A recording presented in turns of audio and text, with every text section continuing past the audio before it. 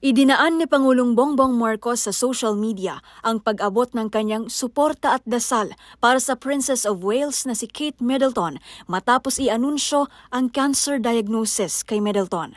Ayon sa Pangulo, ipinagdarasal ng mga Pilipino ang maayos na kalusugan at patuloy na paggaling ng Princess of Wales, gayon din ang lakas para sa royal family sa gitna ng pagsubok na ito.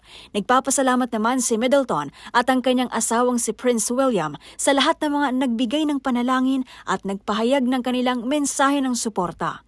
Inanunsyo ng Princess of Wales na siya ay sumailalim sa preventive chemotherapy kasunod ng kanyang abdominal surgery noong Enero. Ayon sa 42 anyos na si Middleton, hindi nito inasahan ang pagkakaroon niya ng cancer. Sa kanyang statement sa isang video message, ipinahayag ni Middleton ang kanyang pasasalamat sa lahat ng nag-alay ng dasal at suporta para sa kanyang kalusugan. I wanted to take this opportunity to say thank you personally for all the wonderful messages of support and for your understanding whilst I've been recovering from surgery. It has been an incredibly tough couple of months for our entire family, but I've had a fantastic medical team who have taken great care of me, for which I'm so grateful. Para sa MBC TV Network News, ito si Pamela Adriano. Sama-sama tayo, Pilipino.